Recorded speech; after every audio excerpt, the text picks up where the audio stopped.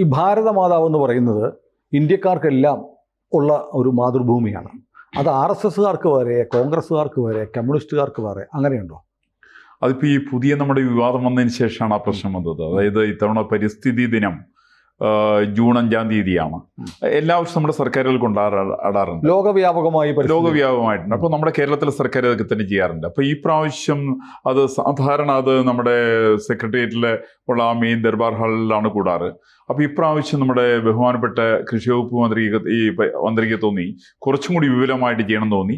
അതിലവർ കേരള ഗവർണറെ ബന്ധപ്പെട്ടു. അപ്പോൾ അദ്ദേഹം പറഞ്ഞു എന്നാൽ രാജ്ഭവന്റെ ഹാളിൽ തന്നെ ചെയ്യാം എന്ന് പറഞ്ഞു. അവിടെയാണല്ലോ വന്ന് ഗുരുമൂർത്തി വന്ന് സംസാരിച്ചത്, അതേ ഹാള് തന്നെയാണ്, ആ ഹാളിൽ വെച്ച് ചെയ്യാന്നൊക്കെ പറഞ്ഞു. അപ്പോൾ സാധാരണ ഇതിൽ അവിടെ ആ ഹാളിന്റെ സൈഡിൽ ഭാരതമാതാവിന്റെ ചിത്രമുണ്ട്. അപ്പൊ ഇത് നേരത്തെ ഉണ്ട്, ഈ ചിത്രമുണ്ട്. ഈ ചിത്രത്തെ കുറിച്ചിട്ട് നമ്മുടെ പ്രസാദിന് ബോധമൊന്നും ഇല്ലാത്തതുകൊണ്ടുള്ള പ്രശ്നമാണത്. അപ്പോ അത് കഴിഞ്ഞിട്ടാണ് പ്രസാദിനോട് ആരോ പറഞ്ഞു അവിടെ ഭാരതമാതാവിന്റെ ചിത്രത്തിൽ പുഷ്പാഞ്ജലി നടത്തിയതിനു ശേഷമാണ് പരിപാടിയിൽ പങ്കെടുക്കാൻ. അതങ്ങനെയാണത് സാധാരണ. ഇപ്പം ചെയ്യാറുള്ളൂ അല്ലെ? മുമ്പിൽ അങ്ങനെയൊക്കെ തന്നെ ചെയ്യാറുണ്ട്, മുമ്പ് അങ്ങനെയൊക്കെ തന്നെ ചെയ്യാറുണ്ട്. ഈ ഭാരതമാതാവിന്റെ ചിത്രത്തിന് മുമ്പില് പുഷ്പാർച്ചന നടത്തുന്നത് എങ്ങനെ തെറ്റാവുക? കാരണം ഇന്ത്യൻ സ്വാതന്ത്ര്യ സമരത്തിൽ വലിയൊരു പങ്ക് വഹിച്ചതാണ് ഭാരതമാതാവിന്റെ ചിത്രം. കാരണം ഇതൊക്കെ ചില പ്രതീകങ്ങളാണ്. പ്രസാദ് പറയുന്നത് ഭാരതമാതാവിന്റെ ചിത്രമൊക്കെ കൊള്ളാം, ഞങ്ങൾക്ക് ബഹുമാനമൊക്കെ ഉണ്ട്, പക്ഷെ ദേശീയ പതാക പിടിക്കണം, കാവിക്കുടി പിടിക്കാൻ പാടില്ല. അത് പ്രസാദ് വേറെ കാര്യം ആലോചിക്കാൻ തന്നെ. ആദ്യമായിട്ട് ഈ ചിത്രം വരച്ച ആള് അഭിനീഷ് നാഥ് ടാഗോറാണ് വരച്ചത്. എന്ന് വെച്ചാൽ നമ്മുടെ ഇപ്പോഴത്തെ സാക്ഷാൽ രവീന്ദ്രനാഥ് ടാഗോറിന്റെ മൂത്ത ജ്യേഷ്ഠൻ ഗജേന്ദ്രനാഥ് ടാഗോറിന്റെ മകനാണ് ഇദ്ദേഹം. ഇദ്ദേഹമാണ് 1904 വരയ്ക്കുന്നത്. 1904 കാവിക്കുടിയായിട്ട് നിൽക്കുന്ന ഭാരതമാതാവിന്റെ ചിത്രമാണ് അദ്ദേഹം വരയ്ക്കുന്നത്.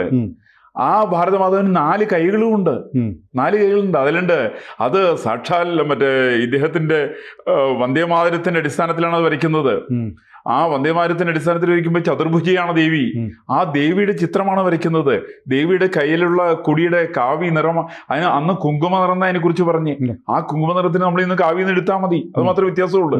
ഈ ചിത്രം വരച്ചതിന് ശേഷം പിന്നെ ഇത് മാത്രമല്ല, ശരിക്കും പ്രസാദ് മനസ്സിലാക്കാത്തൊരു വസ്തുത, കേരളത്തിൽ 2 സ്ഥലത്ത് ഭാരതമാതാവിന്റെ ക്ഷേത്രമുണ്ട്. ആദ്യത്തെ ക്ഷേത്രം പണിതത് ഇന്ത്യൻ സ്വാതന്ത്ര്യ സമരമായിട്ട് ബന്ധപ്പെട്ടാണ്. ആ ക്ഷേത്രം നമ്മുടെ വാരണാസിയിലാണ്, നരേന്ദ്രമോദിയുടെ മണ്ഡലമായിരിക്കുന്ന വാരണാസിയിലാണ്. അത് ബനാറസ് ഹിന്ദു യൂണിവേഴ്സിറ്റിയിൽ നിന്ന് കഷ്ടിച്ചൊരു 4-5 കിലോമീറ്റർ ദൂരത്തുള്ള കാശി വിദ്യാപീഠത്തിൽ ഞാൻ അവിടെ പോയിട്ടുണ്ടേ. അവിടെയാണ് ഭാരതമാതാവിന് ക്ഷേത്രം ഉള്ളത്. ഈ ഭാരതമാതാവിന് ക്ഷേത്രം സ്വാതന്ത്ര്യ സമര സേനാനിയാണ് പണിയിപ്പിച്ചത്. അതിന് എന്റെ ഉദ്ഘാടനം നിർവഹിച്ചത് മഹാത്മാഗാന്ധിയാണ് 1936. ഇതൊക്കെ ഇവരറിയേണ്ടതല്ലേ ശരിക്ക്? ഇങ്ങനെയുള്ള ഒരു ക്ഷേത്രം അവിടെയുണ്ട്. രണ്ടാമതൊരു ക്ഷേത്രം കൂടിയുണ്ട്, അത് ഉജ്ജയിനിയിലാണ്. ഉജ്ജയിനിയിലെ ഭാരതമാതാ ക്ഷേത്രത്തിന്റെ വേറെ സവിശേഷത, അവിടെ കൃത്യമായിട്ട് ഈ ഫോട്ടോ ഒരു 4-5 സ്ഥലത്ത് പ്രദർശിപ്പിച്ചിട്ടുണ്ട്. നമ്മുടെ അവിടെയുള്ള ഏറ്റവും വലിയ കാലഭൈരവന്റെ ക്ഷേത്രമൊക്കെ അവിടെ തന്നെയാണ്. ആ കാലഭൈരവന്റെ ക്ഷേത്രത്തിന് വലിയ പ്രത്യേകതകളുണ്ട്. അവിടെയാണ് നാഗസന്യാസിമാര് വന്നിട്ട് നിർമാല്യത്തിന്റെ സമയത്ത് അവർ ചുടലയിൽ നിന്ന് കൊണ്ടുവന്നിട്ടുള്ള ചൂടുള്ള ഭസ്മം കൊണ്ടാണ് അവിടെ അഭിഷേകം നടത്തുക. അത് വെളുപ്പിന് 3-4 മണിക്കാണ്. ഞാനത് തൊഴാൻ വേണ്ടി ഞാൻ പോയിട്ടുണ്ട്. അവിടെ 4000-5000 പേരായിരിക്കും വെളുപ്പിനുണ്ടാവുക. അതാണ് കാലഭൈരവൻ ക്ഷേത്രം. അതിനോട് ചേർന്ന് കാളിദാസന്റെ ക്ഷേത്രമുണ്ട്. അതിനോട് ചേർന്നാണ് ഭാരതമാതാവിന്റെ ക്ഷേത്രം. അതിന് തൊട്ടിപ്പുറത്താണ് ആ ഭർത്തൃഹരിയുടെ വലിയ ക്ഷേത്രം. ഈ പറയുന്ന എല്ലാവരും മഹാപണ്ഡിതന്മാരായിരിക്കുന്ന ആളുകളാണ്. ഈ മഹാപണ്ഡിതന്മാരായിരിക്കുന്ന ആളുകളുടെ മധ്യത്തിലാണ് ഭാരതമാതാവ് ഉജ്ജയിനിയിൽ സ്ഥിതി ചെയ്യുന്നത്. അതുപോലെ തന്നെയാണ് വാരണാസിയിലും.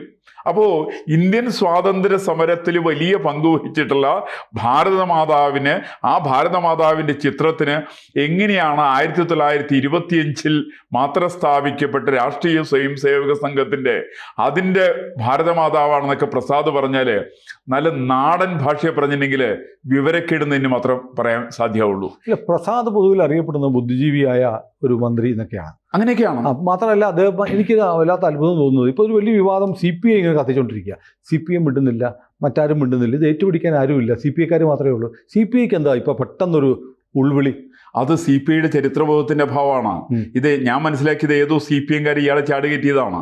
ചെറിയ ഉദാഹരണം പറഞ്ഞാല് 1962-64 സമയത്താണ് കമ്മ്യൂണിസ്റ്റ് പാർട്ടി 44 പാർട്ടിയുടെ പിളർപ്പുണ്ടാവുന്നുണ്ട്. ആ പിളർപ്പുണ്ടാവുന്ന സമയത്ത് SA ഡാംഗയുടെ നേതൃത്വത്തിലുള്ളവരാണ് MN ഗോവിന്ദ് നായരും മറ്റുള്ള എല്ലാവരും പിളർന്നു പോകുന്നത്. ആ സമയത്ത് ഇവര് CPM-കാര് AKG അടക്കമുള്ള ആളുകള് അവരെ വിളിച്ചൊരു പേരുണ്ട്, ഡാംഗയെ വിളിച്ച് വേദാന്തി ഡാംഗെ എന്നാ വിളിച്ചത്.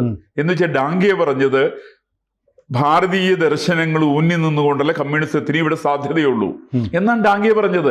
ആ ഡാംഗെ മാത്രമല്ല പറഞ്ഞത്, അത് PC ജോഷി അതാ പറഞ്ഞത്. മലയാളത്തിൽ കെ ദാമോദരൻ പറഞ്ഞിട്ടുണ്ട്. കെ ദാമോദരൻ ഭാരതീയ ചിന്ത. അതെ, ഭാരതീയ ചിന്തയുണ്ട്. അദ്ദേഹത്തിന് മറ്റു പുസ്തകമുണ്ട്, ഇന്ത്യയുടെ ആത്മാവ്. ഇന്ത്യയുടെ ആത്മാവ് എന്ന് പറഞ്ഞ പുസ്തകത്തിനകത്ത് കെ ദാമോദരൻ പറയുന്നത് ഇന്ത്യയുടെ ആത്മാവിനെ കണ്ടെത്താത്തതാണ് കമ്മ്യൂണിസ്റ്റ് പാർട്ടിക്ക് വലിയ തകരാറ് എന്ന് പറഞ്ഞ ദാമോദരൻ, ആ ദാമോദരൻ PC ജോഷി കൂടി പിന്നെ ബനാറസ് ഹിന്ദു യൂണിവേഴ്സിറ്റി ജെയിനിൽ പോയിട്ടോ അവിടെ വന്നിട്ട് ഒരു പ്രബന്ധം തയ്യാറാക്കിയിട്ട് അവിടെ സബ്മിറ്റിന് വേണ്ടി ശ്രമിക്കുന്നതിനിടയ്ക്കാണ് അദ്ദേഹത്തിന്റെ വേർപാടൊക്കെ ഉണ്ടാവുന്ന. അങ്ങനെയാണത്. അദ്ദേഹത്തിന്റെ പേരിൽ ഇന്നും അവിടെ ഒന്നുമില്ല.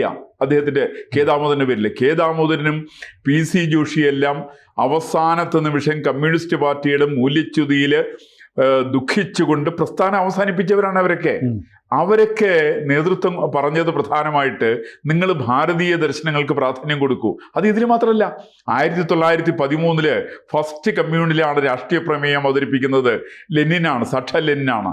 ആ ലെനിൻ ആ രാഷ്ട്രീയ പ്രമേയത്തിൽ പറയുന്നത്, അന്ന് അതിൽ പങ്കെടുത്ത ഒരാളുടെ പേര് നമ്മുടെ ഇദ്ദേഹമായിരുന്നു, ജോഷി അല്ലാത്ത കമ്മ്യൂണിസ്റ്റ് പാർട്ടിയുടെ മറ്റേ നേതാവ് അതിനകത്ത് പങ്കെടുത്തത്.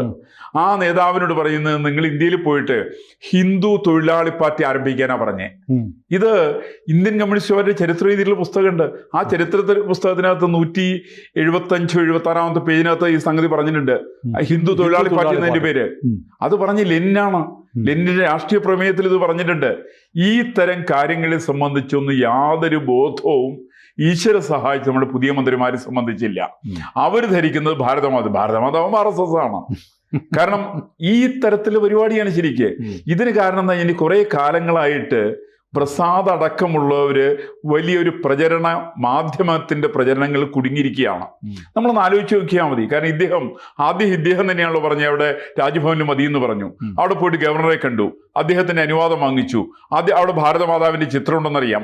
ആ സമയത്തൊന്നും മിണ്ടിയില്ല. മറിച്ച് ജൂൺ 4 ഉച്ച കഴിഞ്ഞപ്പോഴാണ് ഇദ്ദേഹത്തിന് ബോധോദയം ഉണ്ടായത്. അവിടെ ഭാരതമാതാവിന്റെ ചിത്രമുണ്ട്, അതുകൊണ്ട് ഞാൻ അതിനകത്ത് സമ്മതിക്കില്ല, ഞാൻ പോകില്ല. അതുകൊണ്ടാണ് അദ്ദേഹം തിരിച്ച് ദർബാർ ഹാളിലേക്ക് അവർ തിരിച്ചു വന്നു. ഇങ്ങനെയുള്ള ചീപ്പായിട്ടുള്ള പബ്ലിസിറ്റിക്ക് പ്രസാദ് കുറെ കാലങ്ങളായിട്ട് ശ്രമിക്കുന്നുണ്ട്. അദ്ദേഹം വളരെ ലളിത ജീവിതം നയിക്കുന്ന, വള്ളിച്ചെരുപ്പിട്ട് സൈക്കിൾ ചവിട്ടി നടക്കുന്ന MLA എന്നൊക്കെ ഒരു ഇമേജ് ഉണ്ടായിരുന്നു. അല്ല, ആ ഇമേജിന്റെ പ്രശ്നം അദ്ദേഹം ഉപയോഗിക്കുന്ന ഹവായി ചെരുപ്പ് അല്ലേ, വള്ളിച്ചെരുപ്പ്. ആ വള്ളിച്ചെരുപ്പ് ഇപ്പൊ കിട്ടാനില്ല. ആ കിട്ടാനില്ലാത്തതിൻ്റെ പേരിൽ അദ്ദേഹം ഇപ്പോൾ ഓൺലൈനിലാണ് വാങ്ങിക്കുന്നത്. അതിന് 1000 രൂപ വില കൊടുക്കണം. സാധാരണ പ്ലാസ്റ്റിക്കിന്റെ ചെരുപ്പ് പിടിച്ച 350-400 രൂപ കൊടുത്താൽ മതി. അങ്ങനെ ലാളിത്യം എന്നുള്ള പേരിൽ വലിയ പണം ചെലവഴിക്കുന്ന ഒരാളാണ് പി പ്രസാദ്. കെജ്രിവാളും അങ്ങനെയായിരുന്നു. കെജ്രിവാളിനെ പോലെയാണത്. കാരണം കെജ്രിവാളിന്റെ ലാളിത്യത്തിന് വലിയ ചെലവാണുള്ളത്. കാരണം അദ്ദേഹത്തിന്റെ ലാളിത്യം കാത്തു സൂക്ഷിക്കണമല്ലോ. അങ്ങനെ തന്നെ പ്രസാദ്. ഞാൻ പ്രസാദിന് ചെറിയ എക്സാമ്പിളോട് പറഞ്ഞാൽ, ഇടയ്ക്ക് പത്രത്തിൽ വായിച്ചതാണ്. പ്രസാദ് അമ്മയെ കാണാൻ വേണ്ടി പോയി. കേരളത്തിൽ 10 പത്രത്തിൽ വാർത്തയുണ്ടായിരുന്നു അമ്മയെ കാണാൻ പോയത്. ഈ അമ്മയെ കാണുന്നൊരു വാർത്തയാണോ? കാരണം അമ്മയെ കാണാൻ പോകുന്ന സമയത്ത് പോലും പ്രസാദ് മാധ്യമങ്ങളിൽ കൂട്ടിയിട്ടാ പോവുക. എന്ന് വെച്ചാൽ ഞാൻ അമ്മയെ കണ്ടു, അമ്മയ്ക്കൊരു മുത്തം കൊടുത്ത്, അമ്മയുടെ കാല് ഞാൻ തടവി കൊടുത്ത്, അമ്മയോട് ആഹാരം കഴിച്ചു എന്ന് ചോദിച്ചു, അമ്മയോട് കഞ്ഞി കുടിച്ചു എന്ന് ചോദിച്ചു, അമ്മയോട് മരുന്ന് കഴിച്ചു എന്ന് ചോദിച്ചു, ഇത്യാദി ചോദ്യങ്ങളൊക്കെ ചോദിക്കുന്ന മാധ്യമങ്ങളെ കൊണ്ട് വാർത്തയാക്കിക്കുന്ന കാര്യത്തിലും വളരെ വിരുദ്ധനാണ് പ്രസാദ്. ആ തരം വിരുദ്ധ തന്നെയാണ് ശരിക്കും അദ്ദേഹം. സത്യത്തിൽ പരിസ്ഥിതി പ്രശ്നം അങ്ങനെ ആണോ എടുക്കേണ്ടത്? പരിസ്ഥിതിയിൽ എന്താണ് ഇദ്ദേഹത്തിന്റെ റോളുള്ളത്? കേരളത്തിന്റെ പരിസ്ഥിതിയുടെ സംരക്ഷണത്തിന് വേണ്ടിയിട്ട് ഇദ്ദേഹം കഴിഞ്ഞ 3-4 കൊല്ലക്കാരായിട്ട് മന്ത്രിയായി. ഇദ്ദേഹത്തിന്റെ സംഭാവന എന്താ ഉള്ളത്? ഒരു സംഭാവനയില്ല. അങ്ങനെ ഒരു മന്ത്രി ഉണ്ടോ എന്ന് ആളുകൾക്ക് അറിയാം. ഈ മന്ത്രി ഉണ്ടെന്നുള്ളൊരു പ്രസാദ് ജീവിച്ചിരിക്കുന്നു എന്നുള്ളൊരു ആളുകൾ ഇപ്പൊ അറിഞ്ഞത് ഇപ്പോഴാണ്. ഈ രാജ്ഭവൻ ഇഷ്യൂ വന്ന സമയത്താണ്. സത്യത്തില് മറ്റേ പ്രസാദിനെ സംബന്ധിച്ച് ഈ ഭാരതാംബയുടെ ചിത്രമാണോ പ്രശ്നം, അതോ സ്വന്തം പബ്ലിസിറ്റി ആണോ എന്നുള്ളതാണ് എന്റെ വലിയ പ്രശ്നം. എനിക്ക് തോന്നുന്നത് അദ്ദേഹത്തിന് ഞാനിവിടെയൊക്കെ തന്നെ ഉണ്ട്, ഞാനും ഇങ്ങനൊരു മന്ത്രിയാണ്, എനിക്കും നിലപാടുകളുണ്ട് എന്നൊക്കെ സ്ഥാപിച്ചെടുക്കാനുള്ള ഒരു ശ്രമം. സ്ഥാപിച്ചെടുക്കാനെന്നുള്ള മാത്രമല്ല, ഒന്ന് സ്ഥാപിച്ചെടുക്കാം. ആ സ്ഥാപിച്ചെടുക്കുന്ന സമയത്ത് ഇത് കമ്മ്യൂണിസ്റ്റ് വിരുദ്ധമാണ്. അദ്ദേഹം CPI എന്ന് പറയുന്ന രാഷ്ട്രീയ പ്രസ്ഥാനത്തിന്റെ പ്രത്യയശാസ്ത്രത്തിന് വിരുദ്ധമായിട്ടാണ് അദ്ദേഹം പ്രവർത്തിക്കുന്നത്.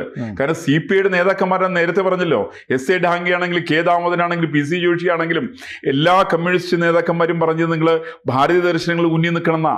ഭാരതീയ ദർശനമൊന്നും ആവശ്യമില്ല, ആഗോളവൽക്കരണത്തിന്റെ ഭാഗമാണ് സംസാരിച്ചത്. ഇടതുപക്ഷക്കാരാണ്. പ്രസാദിന്റെ പാർട്ടിയിലെ പന്ന്യൻ രവീന്ദ്രൻ പറയും ഇപ്പോഴും. പന്ന്യൻ രവീന്ദ്രൻ ഇപ്പോഴും പറയും.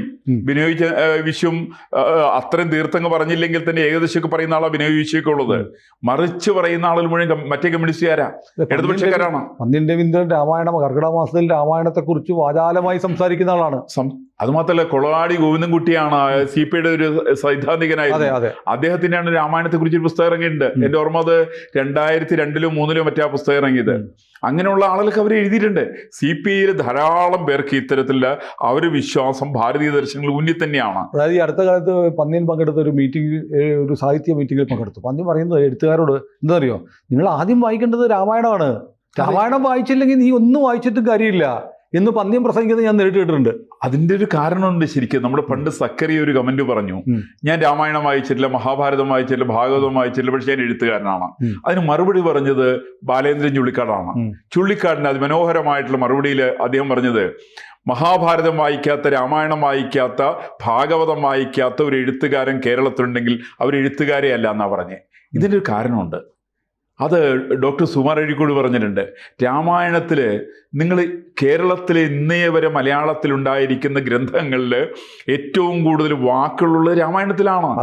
6500 വാക്കുകളാണ് രാമായണത്തിലുള്ളത്. പദസമ്പത്ത് അത്രയും വിപുലമാണ് അതിനകത്തുള്ളത്. അതിൻ്റെ മറ്റേ അഴീക്കോട് സാർ ഒരിക്കൽ പറഞ്ഞേ, തത്വമസിയിൽ പോലും അതിൻ്റെ മറ്റേ അദ്ദേഹത്തിൻ്റെ പുസ്തകത്തിനകത്തൊന്നും ഇതിൻ്റെ 4 പോലും ഇല്ല. 1500-1600 വാക്കുകളാണ് ഉള്ളത്. അദ്ദേഹം ഒരിക്കൽ പറഞ്ഞ്, എനിക്ക് 1 മണിക്കൂറിനും പ്രസംഗിക്കണമെങ്കിൽ ഒരു 250 അല്ലെങ്കിൽ 300 വാക്കുകളുടെ ആവശ്യമുള്ളൂ. പക്ഷേ രാമായണത്തിൽ 6500 വാക്കുണ്ട്. രാമായണം വായിക്കുന്നവർക്ക് 1, 2, 3, 10 കവിതകൾ. അതുകൊണ്ടാണ് മലയാളത്തിൽ എഴുതിയിരിക്കുന്ന സാഹിത്യത്തിൻ്റെയൊക്കെ ഒന്ന് അവസ്ഥ നോക്കുക. ഏറെ സാഹിത്യങ്ങളും രാമായണ ബന്ധിതമാണ്.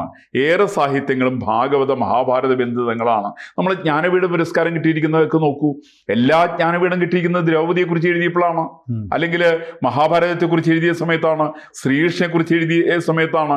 പ്രതിഭാറായി കടക്കമുള്ള പലർക്കും കിട്ടിയത് അങ്ങനെയാണത്. അപ്പോൾ ഇങ്ങനെയുള്ളൊരു സാഹചര്യം ഭാരതീയ ദർശനങ്ങൾക്ക് പൊതുസമൂഹത്തിൽ വലിയൊരു സ്ഥാനമുണ്ട്. ആ സ്ഥാനമാണ് പ്രിയപ്പെട്ട ബഹുമാനപ്പെട്ട പ്രസാദിന് മനസ്സിലാവാണ്ട് പോയതെന്നാണ് എനിക്ക് അത്യന്തം വേദനയുള്ളത്. കാരണം കേരളത്തിൽ മന്ത്രിയാണ്. ഈ മന്ത്രി ഇത്തരം വിവരക്കേടുകൾ പറയാൻ പാടില്ല.